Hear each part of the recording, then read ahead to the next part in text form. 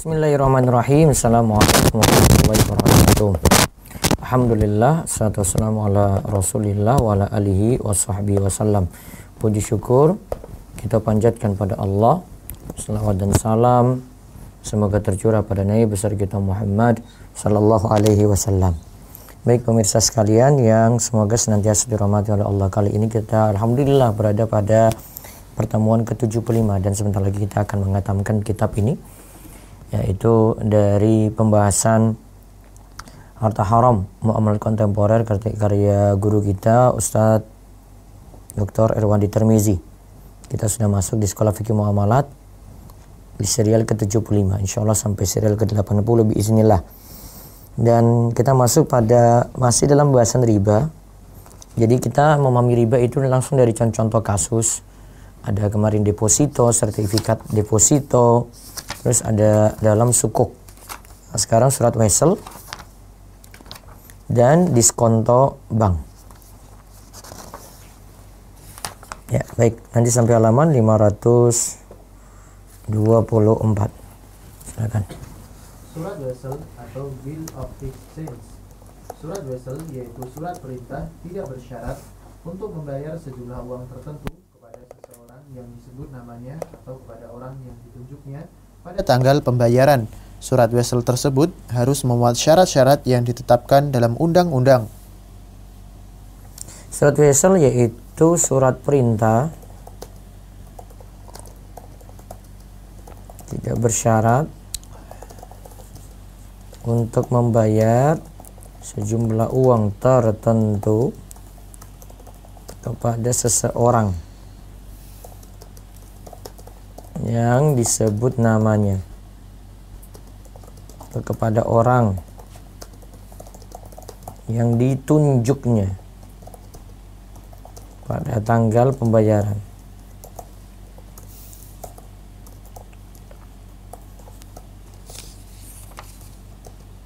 Nah, surat wesel tersebut harus memuat syarat-syarat ditetapkan dalam undang-undang, ya. Jadi surat perintah tidak bersyarat untuk membayar sejumlah uang, ya, ingat ya, ini berarti membayar sejumlah uang berarti kaitannya dengan utang piutang. Untuk membayar sejumlah uang tertentu kepada seorang yang disebut namanya. Nah, ada nama yang disebut di situ. Atau kepada orang yang ditunjuknya pada tanggal pembayaran. Terus.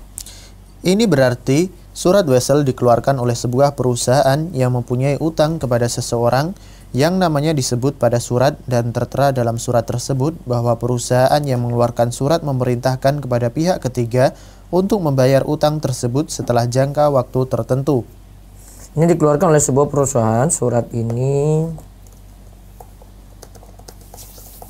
dikeluarkan oleh sebuah perusahaan yang mempunyai utang kepada seseorang yang namanya disebut pada surat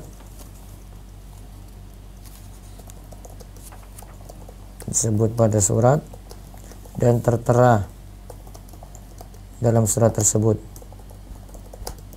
bahwa perusahaan yang mengeluarkan surat memerintahkan kepada pihak ketiga untuk membayar utang setelah jangka waktu tertentu. Ya, terus. Dari satu sisi, surat wesel mirip dengan cek, namun terdapat perbedaan antara cek dan surat wesel. Di antaranya, ya, surat wesel itu dapat dibuat di atas kertas biasa, sedangkan cek itu, lembaran cek itu berasal dari bank yang membuat logo bank yang mengeluarkannya. Terus, pihak yang mengeluarkan surat wesel tidak mesti memiliki dana simpanan pada bank yang tertarik saat surat dikeluarkan. Terus sedangkan cek itu, pembuat cek mesti memiliki dana simpanan pada bank saat cek itu dikeluarkan. Nah, terus surat wesel itu merupakan surat utang. Ya, di sini ingat ya. Jadi surat wesel itu surat utang. Surat utang yang akan dibayar pada masa akan datang. beberapa bulan setelah tanggal pengeluaran surat. Beberapa bulan setelah tanggal pengeluaran surat. Sedangkan cek itu merupakan surat pembayaran yang mesti dibayar oleh bank semenjak cek itu dikeluarkan. Nah, untuk lebih jelasnya ilustrasi sebagai berikut. Petani A menjual 100 ton padi kepada perusahaan B pada tanggal 1 Januari 2011. Perusahaan B mengeluarkan surat wesel agar Bank AB membayar 1 miliar rupiah kepada petani A pada tanggal 31 Desember 2011. Antara perusahaan B dan Bank AB telah terjadi kesepakatan sebelumnya akan menerima surat wesel yang dikeluarkan oleh perusahaan B. Petani A setelah menerima surat wesel membawanya ke Bank AB. Bank menyatakan pada bagian muka surat kata akseptasi serta membubuhi tanda tangan. Setelah diakseptasi, petani A dapat menarik uang tunai dari Bank AB atau dari bank lain sebelum jatuh tempo pembayaran, atau dapat juga menjualnya di pasar uang dengan harga di bawah nilai yang tercantum pada surat. Yang sebelumnya petani A mengalihkan haknya kepada pihak pembeli dengan cara endorsement atau membubuhkan nama dan tanda tangan di halaman belakang surat wesel. Jadi ada petani A menjual 100 ton padi kepada perusahaan B. Jual pada perusahaan B pada tanggal 1 Januari 2011. Nah, perusahaan B ini mengeluarkan surat wesel agar Bank AB membayar dulu 1 miliar rupiah kepada petani A tadi pada tanggal 31 Desember 2011. Nah, antara perusahaan B tadi ya yang dapat padi ya kan, dan Bank AB telah terjadi kesepakatan sebelumnya akan menerima surat wesel yang dikeluarkan oleh perusahaan B. Nah, petani A setelah menerima surat wesel itu membawanya ke bank. Bank menyatakan pada bagian muka surat akseptasi, diterima, serta membubuhi tanda tangan. Nah, setelah diakseptasi, petani A dapat menarik uang tunai dari Bank AB atau dari bank lain sebelum jatuh tempo pembayaran tadi. Nah, atau dapat juga menjualnya di pasar uang dengan harga di bawah nilai yang tercantum pada surat. Yang sebelumnya petani A mengalihkan haknya kepada pihak pembeli dengan cara endorsement, membubuhkan nama dan tanda tangan di halaman belakang surat wesel. Terus, terkadang pihak yang mengeluarkan surat wesel adalah pihak yang menarik uang dari surat wesel dengan tujuan agar mendapatkan kredit dari pihak ketiga. Kredit ini dinamakan kredit akseptasi. Jadi ada kredit yang disebut kredit akseptasi, acceptance credit. Terus sebagai ilustrasi, pihak A ingin mendapatkan kredit 1 miliar rupiah. Maka pada tanggal 1 Januari 2011, ia mengeluarkan surat wesel berisi perintah kepada Bank AB agar membayar uang sebanyak 1 miliar 20 juta rupiah pada tanggal 31 Desember 2012 kepada pemegang surat. Kemudian surat wesel dibawa ke Bank AB untuk diakseptasi. Setelah diakseptasi, A dapat mengajukannya ke Bank AB atau bank lainnya atau menjualnya di pasar uang serta mendapat uang tunai sebanyak 1 miliar rupiah. Pada tanggal 31 Desember 2012, pembeli surat wesel tadi mengajukannya ke Bank AB untuk mendapatkan uang tunai 1 miliar 20 juta rupiah yang sebelumnya Bank AB telah menerima uang senilai yang dibayarnya dari pihak A. ya terus pada hakikatnya, A mendapat kredit dari Bank BC sebanyak 1 miliar rupiah yang akan dibayar oleh A 1 miliar 20 juta rupiah setelah dia 1 miliar 20 juta rupiah tambahan. Terus setelah jangka waktu tertentu melalui wakilnya Bank AB. Melalui wakilnya Bank AB. Terus dalam hal ini Bank AB mendapatkan komisi dari A atas proses akseptasi yang ia lakukan. Atau bila A menariknya dari Bank AB, maka Bank AB mendapat laba dari proses akseptasi dan bunga 20 juta atas potongan surat wesel. Nah, terus hukum menerbitkan surat wesel. AAOIFI membolehkan menggunakan surat wesel selagi tidak terdapat unsur riba. Ini berarti dibolehkan mengeluarkan surat wesel dengan tujuan pembayaran kewajiban kepada pihak lain dan tidak dibolehkan mengeluarkan surat wesel dengan tujuan mendapatkan kredit akseptasi. Jadi ya, hukum berarti boleh menggunakan surat wesel selagi tidak terdapat unsur riba. Jelas ini berarti? Ini berarti pokok modal sertifikat Di bawahnya lagi. Karena hakikat kredit akseptasi. Karena hakikat kredit akseptasi adalah pinjaman berbunga, baik pinjaman tersebut didapatkan dari bank yang mengakseptasi surat ataupun dari bank lain. Pinjaman berbunga adalah riba yang diharamkan dalam Islam, dan riba diharamkan semenjak awal hingga akhir prosesnya, sebagaimana disebutkan dalam sebuah hadis, La'ana Rasulullah sallallahu alaihi wasallam akila riba wa mukilahu wa katiba wa syahidai wa qaluhum sawa. Rasulullah Shallallahu Alaihi Wasallam mengutuk orang yang makan harta riba, yang memberikan riba, penulis transaksi riba, dan kedua saksi transaksi riba. Mereka semuanya sama. Hadis riwayat Muslim. Dengan demikian, menulis surat wesel untuk kredit akseptasi dikhawatirkan terkena kutukan Rasulullah Shallallahu Alaihi Wasallam. Ya, terus hukum akseptasi surat wesel. Adapun hukum akseptasi bank atas surat wesel dibolehkan dengan syarat bank tidak menarik biaya dari proses akseptasi kecuali biaya administrasi tanpa mendapatkan laba. Ya, baik. Adapun laba akseptasi bank atas surat wesel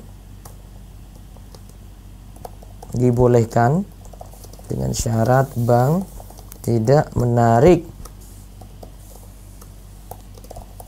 biaya dari proses akseptasi kecuali biaya administrasi tanpa mendapatkan laba. Terus, karena proses akseptasi dalam tinjauan fikih adalah kafalah. ya, karena proses akseptasi termasuk kafalah. Ini kemarin kita sudah bahas ketika bahas kartu kredit. Penjaminan kafalah itu. Terus, Di mana bank pengakseptasi menjamin akan membayar uang yang tertera pada surat wesel setelah jatuh tempo. ya, Dan pengakseptasi menjamin akan membayar uang yang tertera pada surat wesel setelah jatuh tempo. Ya, terus. Dan kafalah, sebagaimana telah dijelaskan, tidak boleh mendapatkan laba berdasarkan kesepakatan para ulama. Ingat ya, kafalah atau penjaminan utang sudah kita bahas sebelumnya, tidak dibolehkan menarik laba. Gini, bebasnya aja.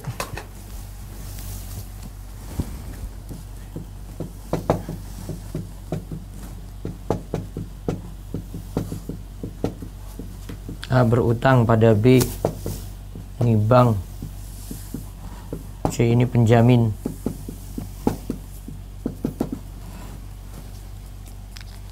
Maaf, B itu penjamin.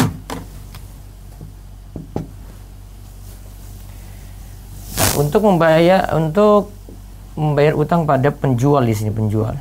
C penjual. Maka selama kemarin kita bahas kartu kredit itu A berutang itu pada penjual, berutang, maka dijamin pada pihak bank, dijamin oleh pihak bank. Ketika tidak lunas, maka pihak bank nanti akan melunasi pada penjual. Kemudian akhirnya penjamin ini memberikan pinjaman berarti pada yang berutang. Kalau memberikan pinjaman pada yang berutang, berarti posisinya berubah jadi mukrid, artinya menjamkan uang. Minjamkan uang tidak boleh cari untung. Maka karena nanti statusnya nanti berubah seperti itu, maka dari awal kalau dia jadi penjamin, pihak bank itu jadi penjamin, yang kemarin kita bahas di kartu kredit ya, dia sebagai kafil, maka tidak boleh mencari untung. Karena nanti ketika utang tidak lunas, dia nanti akan meminjamkan pada pihak yang berutang tadi. Maka dia bayar dulu, bank bayar pada penjual lunas, kemudian pihak berutang itu bayar padanya. Kalau dia tarik untung berarti masuk dalam kaidah kullu qardin jara manfaatan fahuwa riba. Terus, sebagaimana dikatakan oleh Ibnu Munzir, wafat pada tahun 319 Hijriah, Semua ulama yang kami ketahui sepakat bahwa imbalan yang diterima dari akad kafalah tidak halal dan tidak dibolehkan. Namun, jika surat wesel yang diakseptasi dengan tujuan untuk mendapatkan kredit, maka hukum akseptasinya diharamkan, karena ini termasuk memberikan jaminan atas sebuah akad riba. Andai saja dalam hadis di atas Rasulullah SAW melaknat saksi dalam akad riba, terlebih lagi pemberi jaminan dalam akad riba. Nah, di sini ada pelajaran ini untuk secara umum kita ketahui tentang riba. Namun, jika surat wesel diakseptasi dengan tujuan untuk mendapatkan kredit. Nah, surat wesel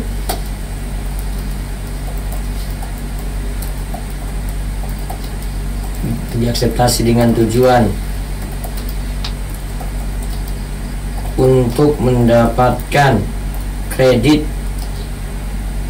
maka hukum akseptasinya diharamkan, karena ini termasuk memberikan jaminan atas sebuah akad riba. Jadi ini yang sering terjadi kalau di masyarakat kita itu, kadang ada saudara butuh pinjam uang, maka kita bantu dia untuk pinjam uang di bank. Kita bantu dia untuk pinjam uang di bank. Ketika pinjam uang di bank, sudah pakai sertifikat saya saja. Nah, kita tawarkan sertifikat pada dia yang pinjam uang di bank gitu. Nah, kalau dihitung maka dia membantu dalam transaksi riba. Di sini kasusnya sama seperti tadi ya, akseptasi. Ada ini menolong dalam hal riba. Nah, ini tidak dibolehkan. Jadi kalau mau memikirkan juga, sebenarnya pihak yang meminjamkan sertifikat itu pihak yang rugi, karena kalau utang itu tidak lunas, terus nanti tagihannya kan pada dia yang punya sertifikat tadi. Maka jangan jadikan posisi seperti itu, apalagi tahu rekam jejak saudara kita itu jelek dalam hal meminjam uang. Maka jangan meminjamkan dan nantinya kita meminjamkan aset ya, meminjamkan surat kita, surat sertifikat kita, ya nantinya malah kita yang nanti akan susah ke depannya. Nah, diingat itu baik-baik, kalian terjadi seperti itu. Wallahu a'lam. Ya, terus hukum diskonto bank. Yang dimaksud dengan diskonto bank adalah potongan yang diperhitungkan bank, biasanya dalam persen atau suatu surat berharga karena pembayaran sebelum jatuh tempo. Sebentar.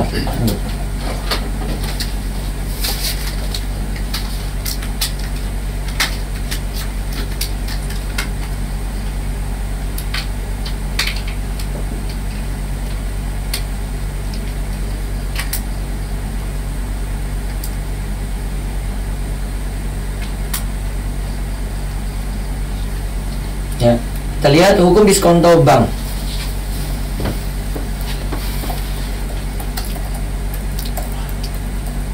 Ya.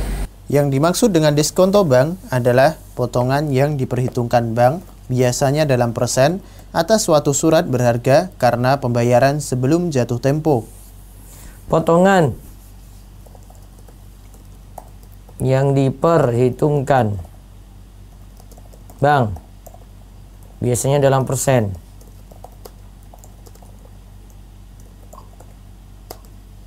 atas suatu surat berharga karena pembayaran sebelum jatuh tempo. Pembayaran sebelum jatuh tempo. Nah, misalnya A menerima surat wesel yang telah diakseptasi senilai 103 juta rupiah pada tanggal 1 Januari 2012. A membutuhkan uang tunai pada 1 Maret 2011. Ia mengalihkan haknya pada surat wesel sebanyak 103 juta kepada Bank AB. Bank menerima pengalihan hak dengan memotong nilai uang yang tertera pada surat. Besarnya potongan dalam bentuk persen berdasarkan waktu jatuhnya tempo pembayaran.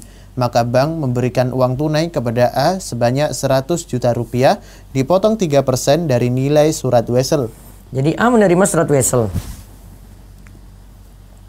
yang telah diakseptasi senilai 103 juta rupiah. Ini pada tanggal 1 Januari 2012. A membutuhkan uang tunai. Coba dicek.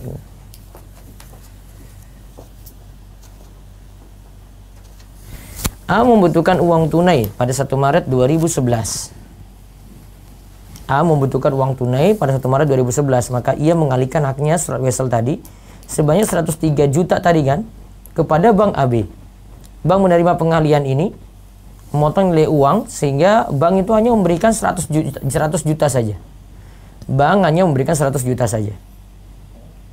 Nah, terus diskonto bank. Diskonto bank hukumnya haram sesuai dengan keputusan Majma' Al-Fiqih Al-Islami Divisi Fikih Oki nomor 64 dalam kurung 2 garis miring 7 tahun 1992 yang berbunyi, potongan atas pembayaran surat berharga sebelum jatuh tempo tidak dibolehkan dalam syariat karena merupakan riba yang diharamkan. Juga difatwakan haram oleh Al-Majma' Al-Fiqih Al-Islami Divisi Fikih Rabita Alam Islami Daurah ke-15 tahun 2002 yang berbunyi, tidak boleh melakukan pemotongan terhadap surat berharga, cek, surat perintah pembayaran, dan surat wesel karena transaksi ini termasuk menjual utang kepada selain pihak yang berutang dan mengandung unsur riba. Nah, di sini ya, karena termasuk menjual utang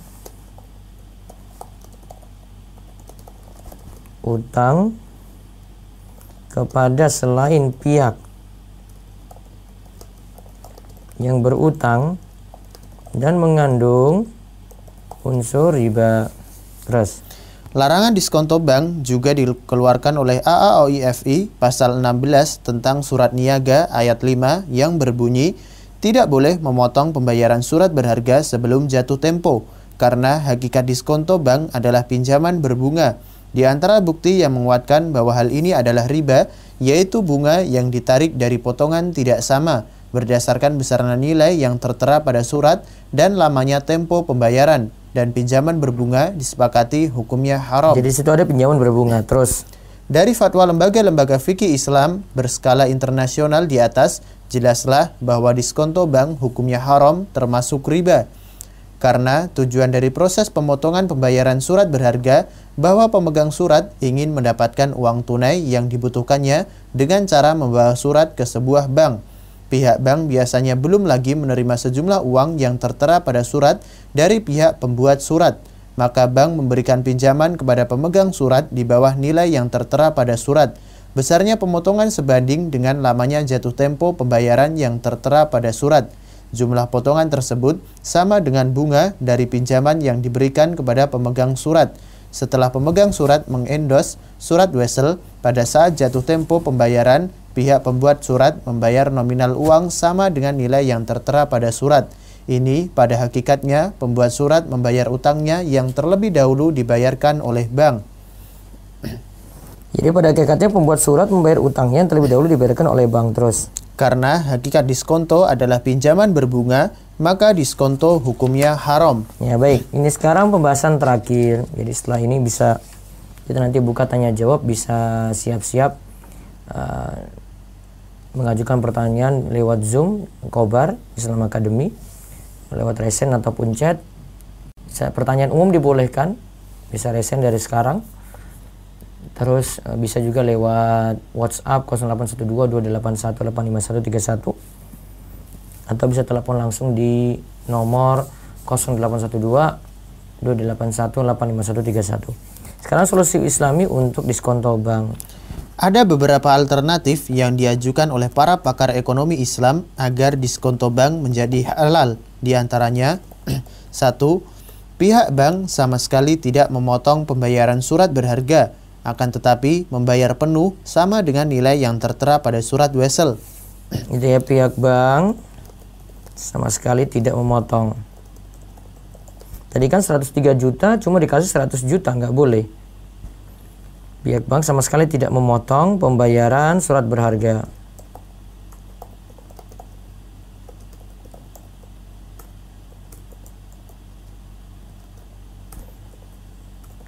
Tapi membayar penuh sama dengan nilai yang tertera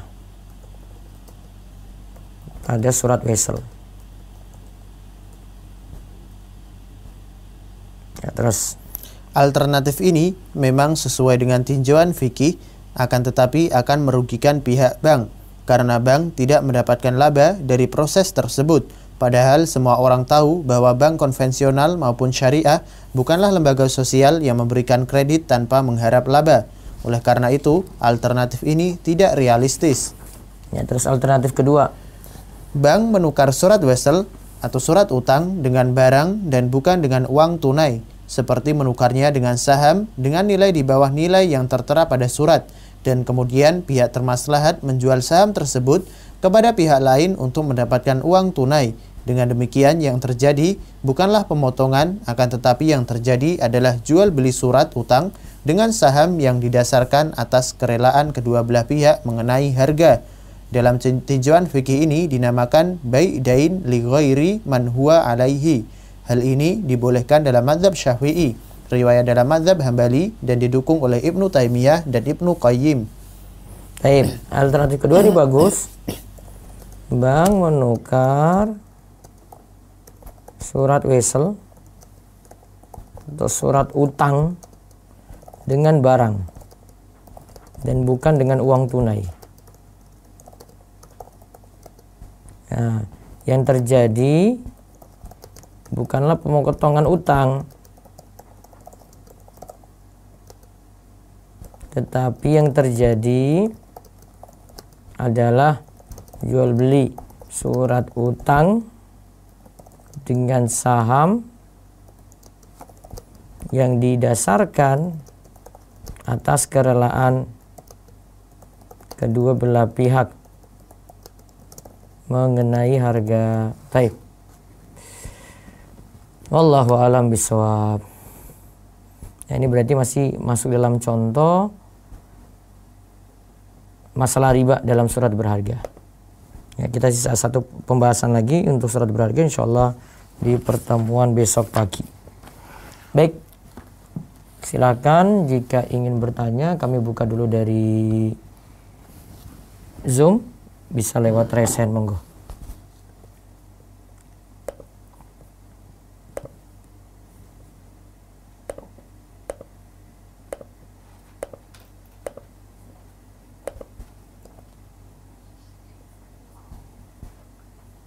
Assalamualaikum Ustaz. Waalaikumsalam warahmatullahi wabarakatuh. Silakan. Berarti ini yang alternatif kedua yang tadi Ustaz mau menanyakan.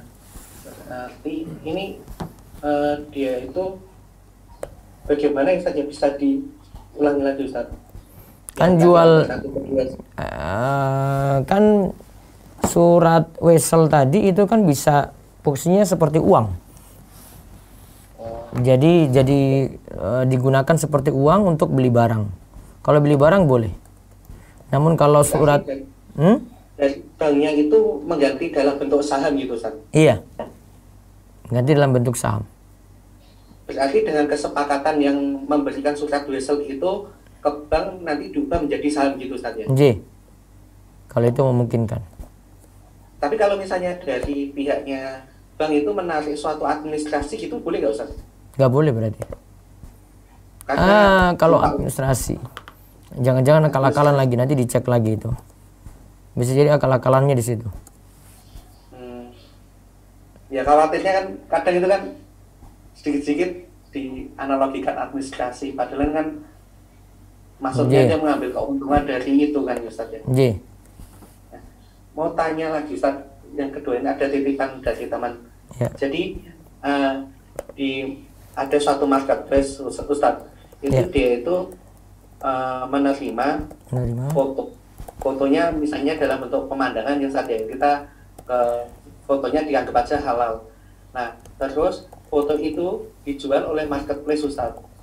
Nah, terus nanti kalau misalnya dikatakan kan otomatis kan berbagai negara Ustaz ya yang bisa melihat atau mengakses ya.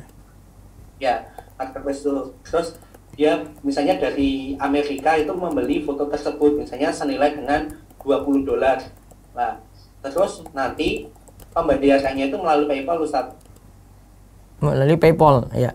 Ya, dari pihaknya marketplace kepada orang pembeli yang di Amerika tersebut senilai $20. Terus nanti bagi hasil antara marketplace dengan pemilik foto itu 50 dengan 50 dengan nanti pembayarannya itu tertunda dan dibayarkan di bank, misalnya di Bank Indonesia, misalnya di bank salah satu bank konvensional di Indonesia, tapi tertunda waktunya. Itu bagaimana Ustaz? Boleh apa tidak? Harga foto $20, nanti dibayar lewat PayPal, tidak masalah. Terus Ya. tadi bagi hasilnya 50-50. Tapi Ya. pembayarannya tertunda. Kapan dibayar? Itu biasanya setelah uang turun, misalnya dari pihaknya Amerika kepada marketplace-nya itu misalnya hari ini ya Ustaz ya, pembayaran tertundanya 2 hari misalnya. Tapi Kepada sudah ditentukan 50-50 tadi, cuma pengiriman Ustaz. uangnya yang tertunda. Iya, Boleh. boleh ya Ustaz ya. Oke. Kalau misalnya nggak tertunda nggak masalah ya Ustaz. Iya, nggak masalah. Berarti kan karena kan di situ kan udah jelas akadnya bagi hasilnya ya Ustaz jadi awal Iya. ya. Iya. Ya Ustaz, jasa khairan Ustaz. Waalaikumsalam. Baik, silakan lagi. Selanjutnya, Abu Al-Haki, boleh dibuka mic-nya? Assalamualaikum Ustaz. Waalaikumsalam warahmatullahi wabarakatuh. Ustaz, Afan mau tanya terkait dengan kasus pelunasan Ustaz di bank, Iya. di bank konvensional. Jadi ada yang beli rumah, cuman jadi kan jangka waktunya 15 tahun Ustaz Iya. di satu bank konvensional. Kemudian pada saat tahun keempat itu di stop untuk pembayaran stop dulu, kemudian dikumpulkan untuk di kolektif gitulah dananya Ustaz, di kolektif, kemudian nanti untuk melunasi gitu, karena memang tujuannya untuk menghentikan pembayaran bunganya gitu. Jadi nggak Sudah mau bayar bunga. pokok belum itu? Ketika Udah, dihentikan. dari awal sampai bulan keempat itu sudah bayar. Sampai tahun keempat tadi sudah bayar. Keempat, ya, sudah bayar pokok. Pokoknya selama sudah tiga lunas? bulan. Belum Ustaz. Ah. Jadi masih bayar pokok bunga terus gitu ya. Cuman baru tahu, nah jadi terus bahwasanya bunga itu haram gitu ya.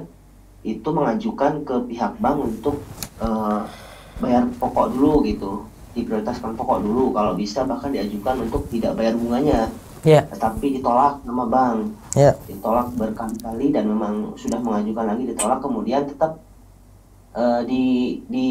ditahan pembayarannya, harapannya biar macet dulu, nanti baru boleh diizinkan untuk mungkin dapat keringanan bunga gitu.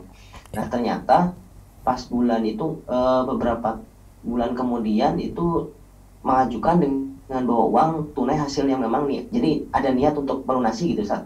Sudah terkumpul dengan menjual barang segala macam, terkumpul untuk melunasi sisa hutangnya gitu, yang mungkin masih ada berapa tahun lagi gitu.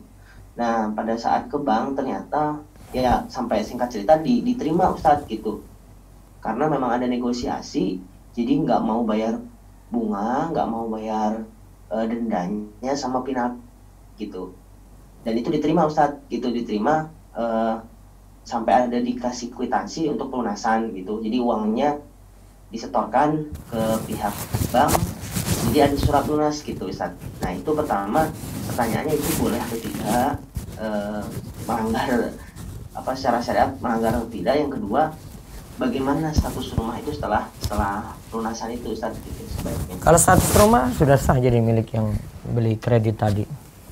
Tapi yang tadi itu setelah tahun keempat di stop, pokoknya masih belum lunas. Belum Ustaz, belum lunas. Belum. Terus di stop. Pengajuan tadi, ya. Di stop pembayaran biar nanti dibayar secara kolektif saja. Akhirnya nanti bank itu Iya. gimana?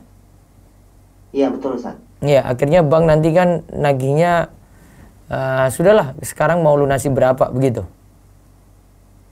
Enggak Ustaz. Jadi mereka tetap kekeh minta dengan bayar bunga gitu. Bahkan itu disesatkan gitu, bahwasanya kamu ikut aliran sesat ya gitu dari pihak bank itu, karena nggak mau bayar bunganya tadi gitu, bahwasanya karena dia menyampaikan bahwasanya prinsip dia dalam Islam itu nggak boleh itu untuk bunga itu dari fatwa MUI gitu. Nah tapi ternyata dari pihak bank apa namanya tetap minta bayar bunganya juga gitu.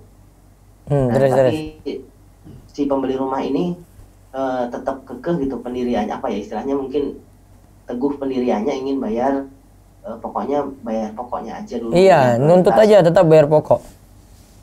Ya, bayar pokoknya aja. Dan ya alhamdulillah itu pas pada saat terakhir dia membuktikan gitu, karena berapa kali bayar pokok ke sana udah bawa uang 60 juta ditolak, bawa pulang lagi. Ada ditagih kolektor ke rumahnya berkali-kali, dimarahin juga tetap nggak ditanggapin, maksudnya nggak ditanggapin dengan emosi gitu. Ya saya niat bayar tapi pokoknya aja dulu gitu. Tapi mereka nggak mau, ya udah nggak apa-apa nanti ditahan lagi, terus aja sampai berkali-kali, sampai mungkin ada sekitar 1 tahun itu baru mereka menyetujui gitu Ustaz. Karena mungkin melihat juga dari niat itikat untuk melunasinya itu Ustaz.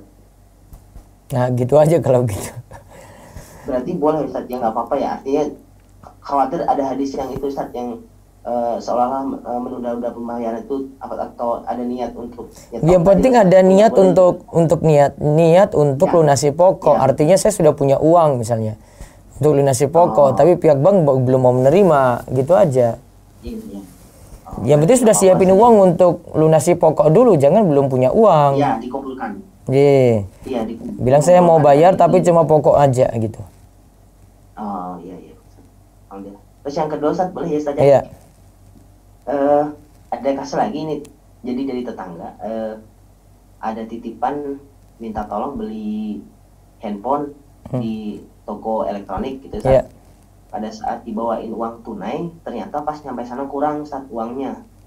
Sampai di toko toko handphonenya kurang uangnya, jadi pinjem dulu kekurangannya, pinjem dulu ke yang dititipin tadi.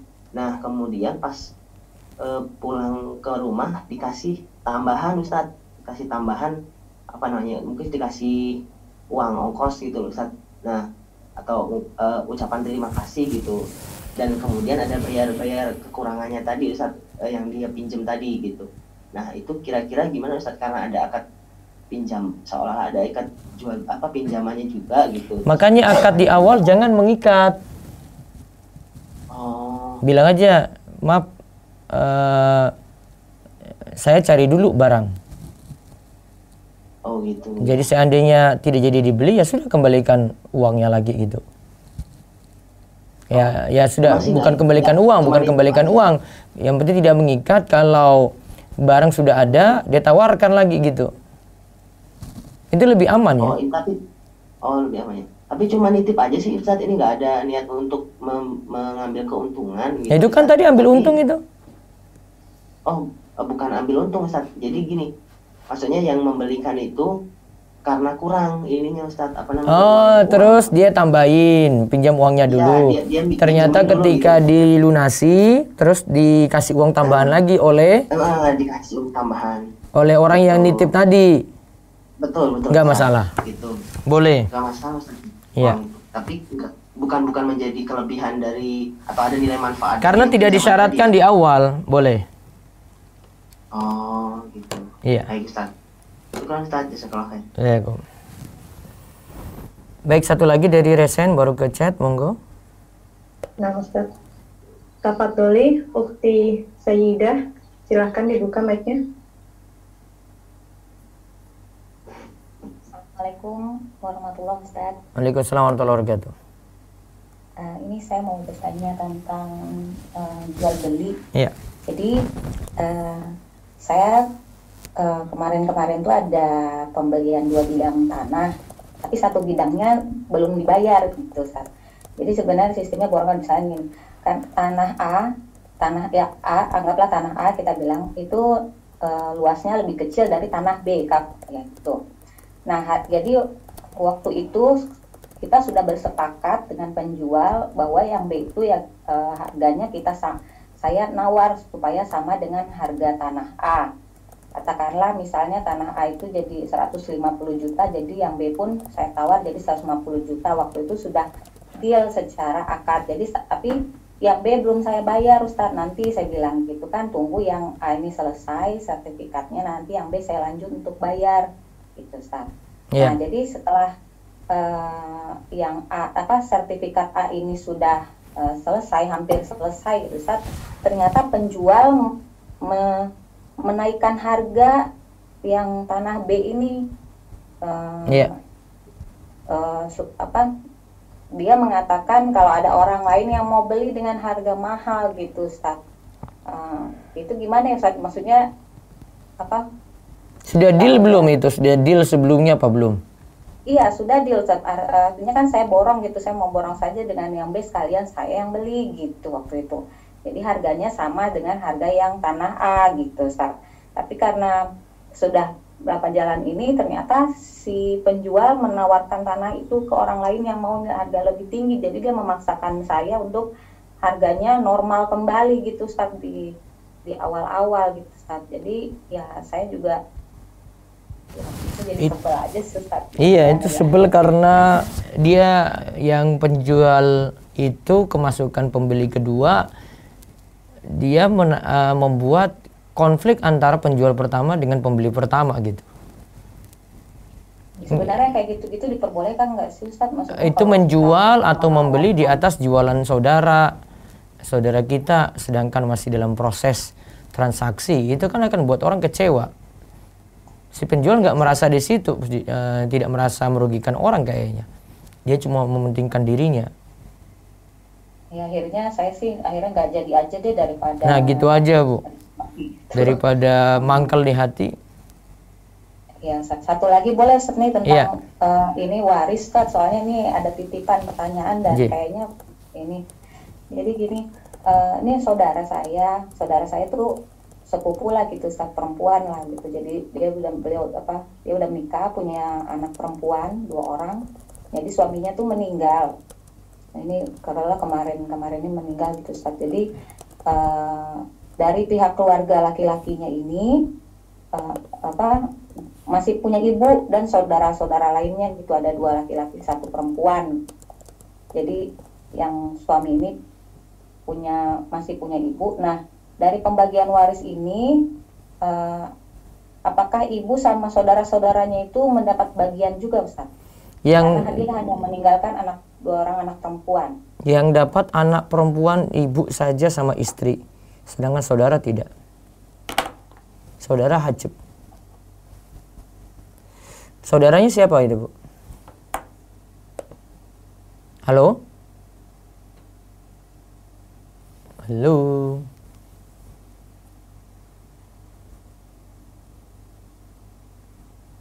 Halo? Nah, saudaranya, Bu, maaf, saudaranya itu laki-laki apa perempuan? Laki-laki dan perempuan ada, Ustaz. Sebentar. 2 orang laki-laki, 1 perempuan, jadi dia 3 bersaudara gitu. Nah, jadi yang ini meninggal nih suaminya. Yang pasti dapat itu istri. Ya. Istri dapat 1/8. Ibu dapat 1/6. Di situ ada saudara tidak mendapatkan waris jika masih ada anak atau cucu ayah dan kakek ke atas. Iya kan? Masih ada anak, cucu, ayah dan kakek ke atas berarti. Berarti ditahan dulu untuk saudara. Jadi dapatnya gini, 1/8, 1/6, kemudian sisa untuk anak-anak.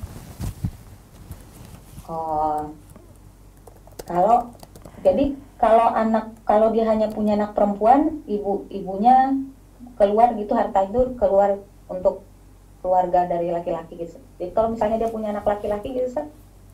Nah, soalnya ini katanya saudara-saudaranya menuntut gitu, Ustaz. Nah, itulah, Bu. Jadi ada dari sisi kita bagi secara hukum, ya, itu bagi orang yang memang mau menerima syariat. Tapi kan tidak semuanya satu keluarga itu mau menerima, karena ini misalnya saudara tuntut, nanti ada pamannya tuntut lagi, nanti ada omnya, tantenya tuntut lagi, kan agak berat memang, karena semuanya nggak paham. Maka karena ini terkait masalah harta, kompromikan dulu baik-baik. Ini maunya ikuti syariat atau mau bagi, terserah begitu. Ya, kalau memang agak sulit ya sudah, daripada konflik, sudahlah terserah mereka. Kita nggak bisa buat misalnya lagi. ini tadi yang meninggal ini, laki-laki ini meninggal punya anak laki-laki, apakah ibu juga masih dapat Ustaz? Masih. Yang harus dapat itu istri, ibu, anak. Kalau saudara belum tentu. Oh, oke. Nah ini begini Ustaz, jadi ada mereka ini kan hijrah gitu Ustaz dari yang namanya acara tahlilan Ustaz. Bikin tahlil, jadi keluarga dari laki-laki ini ingin selalu bikin acara tahlilan gitu Ustaz. Jadi tahlilan kematian 3 hari, nanti 7 hari, 40 dan seterusnya lah gitu Ustaz. Nah, masalahnya adalah biayanya ini diambil dari harta waris laki-laki ini atau bagaimana ya, sementara istrinya nggak mau gitu Ustaz bikin acara seperti itu gitu Ustaz. Jadi kayak dimusuhi gitu Ustaz, dianggap tidak menghormati suaminya yang meninggal. Gimana? Agak sulit itu memang Bu. Harus pelan-pelan ya. Karena Nah makanya berkaca dari ini Ustaz, saya dan suami akhirnya saling berwasiat gitu. Boleh nggak sih Ustaz? Maksud saya kalau saya meninggal jangan dibikin acara-acara deh gitu istilah. ya bisa saja. Boleh nggak sih ngomong kayak gitu Ustaz? Maksudnya ke keluarga gitu. Boleh. Maksudnya saya nggak mau dibikin acara gitu Ustaz. Jadi kalau misalnya keluarga itu tetap, sebenarnya suaminya ini dulu juga nggak mau gitu Ustaz. Maksudnya mereka tuh sudah hijrah gitu Ustaz. Cuman ya ini kan keluarga, jadi dosanya kayak gimana Ustaz? Maksudnya gimana gitu? Kalau tetap dilakukan gitu sama keluarganya gimana gitu Ustaz? Kalau tetap dilakukan, ini harus pahamkan baik-baik gitu Bu, karena agak sulit kalau kayak begini ya Bu ya. Ya tapi misalnya ini artinya saya dan suami gitu berkaca dengan ini, boleh ya Ustaz mesti ngasih tahu kalau misalnya salah satu kami dari meninggal ini jangan bikin acara-acara gitu Ustaz. Boleh ya? Iya, boleh saja, tapi belum tentu yang ditinggalkan itu mau manut, mau nurut gitu, belum tentu. Iya, jadi sebenarnya kalau bikin-bikin gitu sebenarnya uang-uang untuk acara gitu tuh diambil dari harta warisan yang meninggal atau gimana sih Ustaz? Suatu yang salah Ibu nggak usah nak. Gitu, kalau hartanya cuma sedikit itu dibuat acara gitu udah habis tuh Ustaz untuk anak-anaknya. Suatu yang salah Ibu nggak usah nanya hukumnya. Oh gitu ya Ustaz ya. Iya, itu ambil dari harta mana, kita aja bingung untuk jawab. Wah, nggak ada tuntunan. Oh iya, baik. Iya kan? Iya. Oke Ustaz, kalau gitu Ustaz, terima kasih Ustaz. Assalamualaikum, jazakallah khair. Waalaikumsalam. Baik, bisa lewat chat dulu Baik Ustaz. Assalamualaikum warahmatullahi wabarakatuh. Bismillah, izin bertanya Ustaz. Bagaimana hukumnya bermuamalah dengan perusahaan BUMN di mana pembayarannya pakai SKBDN 3 bulan, sehingga untuk mendapatkan uang kita harus bayar diskonto nilai tertentu. Diskonto nilai tertentu. Ini saya belum paham, ini saya pelajari dulu ini SKBDN itu. Kalau ada yang bisa terangkan lebih detail lagi itu. Pertanyaan masih belum jelas bagi saya. Ya baik, skip dulu. Pertanyaan lain. Ada beberapa yang bertanya di luar topik Ustaz. Iya silakan. Silakan. Assalamualaikum Ustaz, izin bertanya di luar topik. Apakah ibu tiri mendapat hak waris dari anak tirinya? Ibu tiri apakah mendapatkan hak waris ibu tiri dari anak tirinya? Anak tiri meninggal, ada ibu tiri. Enggak, dia enggak wariskan kepada ibu tiri karena enggak langsung. Ya terus berikutnya lagi. Bagaimana kalau kita mau menikah secara syar'i tapi orang tua tidak mengizinkan Ustaz?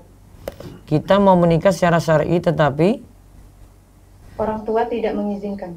Nah, ini harus lobby dari jauh-jauh hari, jangan dadaan. Karena orang tua itu butuh dipahamkan, kalau enggak ya kayak gitu terus nggak akan bisa mengikuti gitu. Jadi tolong bisa hargai orang tua juga.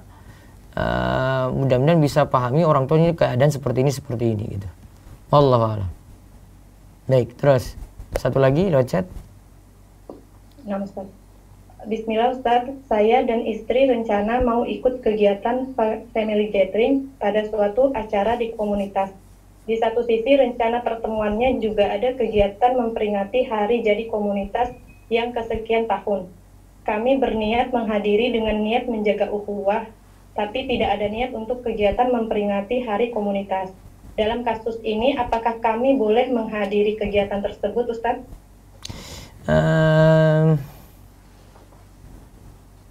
Dilihat maslahat mudaratnya ya. Maslahatnya apa? Kalau maslahatnya jelas tidak masalah. Wallahu a'lam. Terus sebentar saya tahan dulu. WA silakan. Ustadz, apabila seorang wanita sholat qabliyah subuh dan lanjut sholat subuh, apakah boleh di Tempat yang sama. Boleh. Ya terus. Bolehkah kita pakai saldo e-wallet di marketplace? Saldo masuk dari pembatalan belanja yang otomatis masuk ke saldo di e-wallet marketplace tersebut. Diulang. Bolehkah kita pakai saldo e-wallet di marketplace? Saldo masuk dari pembatalan belanja yang otomatis masuk ke saldo di e-wallet marketplace tersebut. Boleh masuk saldo, berarti nanti itu masih uang kita pinjamkan pada pihak e-wallet tadi. Ketika ada diskon atau promo tidak dimanfaatin. Kalau bayar normal masih boleh. Ya terus satu lagi. Apakah uang syubhat boleh digunakan untuk membantu nenek kita yang sakit atau saudara yang kekurangan? Uang syubhat digunakan untuk membantu nenek kita yang sakit atau saudara yang kekurangan. Baiknya tidak untuk keluarga, cari orang luar. Terus. Bismillah Ustadz, izin bertanya, jika kita membeli produk dari toko A dan penjual sudah bilang barang ready, tapi diambil dulu barang tersebut, saya tidak tahu apakah itu barang dia ambil dari gudangnya atau dia ambil dari orang lain yang menjual barang yang sama. Lalu saya beli barang itu, apakah sah jual beli tersebut? Diulang. Jika kita membeli produk dari toko A dan penjual sudah bilang barang ready, terus. Tapi diambil dulu barang tersebut, saya tidak tahu apakah itu barang diambil dari gudangnya atau diambil dari orang lain yang menjual barang yang sama. Lalu saya beli barang itu, apakah sah jual beli tersebut?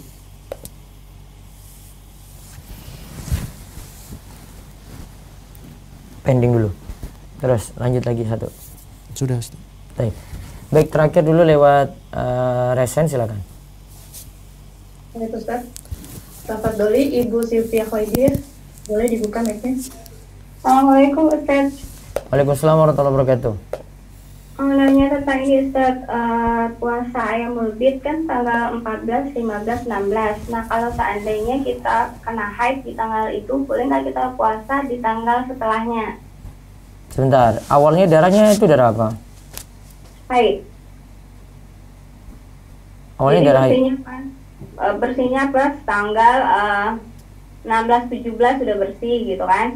Nah boleh nggak tanggal 18, 19, 21-nya kita puasa gitu? Sudah bersih kan? Kalau sudah yakin bersih ya sudah. Oh jadi nggak harus tepat di tanggal 14, 15, 16 boleh gitu? Oh puasa Ayyamul Bid ya? Ya. Ganti dengan puasa 3 hari di hari apapun. Boleh diganti dari apapun gitu? Iya. Sampai satu lagi Ustaz, kalau kan kemarin pernah dengar hadis katanya perempuan kalau sedang haid tidak boleh duduk di majelis yang dilakukan di masjid gitu, cuman boleh lewat aja gitu kan. Tapi kalau seandainya dia seorang pengajar Al-Quran yang harus masuk ke dalam masjid setiap minggu kan masih boleh aja, pada saat itu lagi haid gitu. Iya, itu bagi pendapat yang menyatakan wanita haid sama dengan junub tidak boleh, tetapi yang tepat masih dibolehkan wanita haid karena tidak bisa disamakan dengan junub. Oh, jadi masih boleh masuk masjid untuk pengajar Al-Quran juga. Iya. Makasih Ustaz. Baik. Waalaikumsalam warahmatullahi wabarakatuh. Nah, baik, tadi ada pertanyaan yang waris tadi saya koreksi. Tadi istri sudah nikah punya anak perempuan 2. Terus tadi ya, suami meninggal dunia, ada ibu dan ada saudara. Hitungannya saya ralat. Bismillah. Nanti bisa gunakan aplikasi e-waris coba ya. Saya hitung hartanya 10 juta. Nah, Ustaz. Tadi ada ibu yang nanya tadi siapa ya tadi ya? Saya Saidah Ustaz. Sebentar. Yang meninggal istri ya? Yang meninggal suami Ustaz. Oh ya maaf, yang meninggal suami. Oh saya salah hitung berarti. Nanti cari iwaris.or.id. Iwaris huruf E Ustaz. Waris. Iwaris.or.id. Iwaris.or.id. Suami meninggal, terus meninggalkan siapa saja? Ibu. Suami meninggalkan ibu dan anak-anak dan saudara-saudaranya gitu Ustaz. Dan Anaknya berapa? Anaknya 2 perempuan. Terus cucu. Saudara laki-lakinya 2, saudara perempuannya 1. Saudara laki-laki 2 orang. 2. Saudara perempuan 1 orang. 1. Baik. Oh, jadi itu nanti hitungannya itu ibu dapat seperdelapan nanti sini sebentar. Hitungannya. Ibu dapat 1/6. Ya. Karena ada anak perempuan 2 ya. Ya. Anak perempuan 2/3. 2/3. Nah, terus sisanya dibagi untuk saudara-saudara. Oh, gitu Ustaz. Itu kalau nggak salah ada yang kalau tidak bisa akhirnya kebagi saudara-saudara itu apa karena dia punya anak laki-laki Ustaz? Saya pernah dengar. Iya, kali ini kan anak perempuan soalnya. Ya. Jadi kalau dia punya anak laki-laki gitu Ustaz, walaupun jadi hajab, saudaranya nggak dapat berarti. Oh gitu, jadi ibu saja yang dapat. Coba kita hitung. Saya hitung ulang lagi. Laki-laki meninggal. Ya. Harta misalnya 10. Misalnya tadi ibu ya. Ya. Meninggalkan ibu. Terus anak tadi laki-laki 1 misalnya ya. Iya. Perempuan 1. Terus yang lain lagi saudara ya, ada saudara ya? Ya, 2 laki-laki, 1 perempuan. Sebentar. Ini aplikasinya bagus nih. Saya hitung ulang. Ibu, saudara, 1 sudah.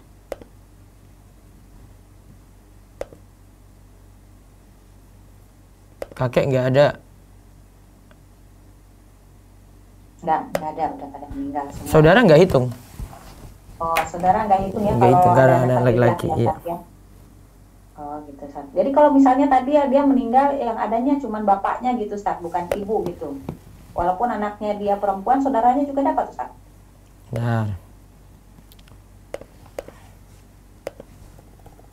Yang meninggal laki-laki? Ya, yang meninggal laki-laki tapi misalnya itu bukan ibu gitu, yang ada bapak gitu, bapaknya Ayah, gitu. terus anaknya?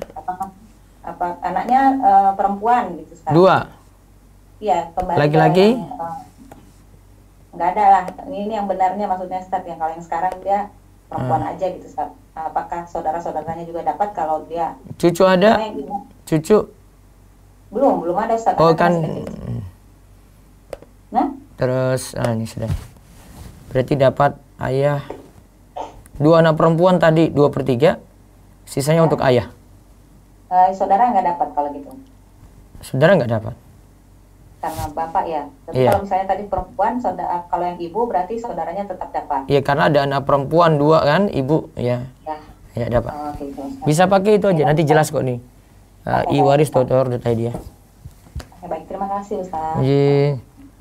Baik, itu saja yang kita bahas pagi ini. Mudah-mudahan manfaat. Insyaallah kita ketemu pada pertemuan besok pagi lagi. Kita tutup dengan doa kafaratul majelis. Subhanakallahumma bihamdika asyhadu an la ilaha illa anta astaghfiruka wa atubu ilaik. Assalamualaikum warahmatullahi wabarakatuh.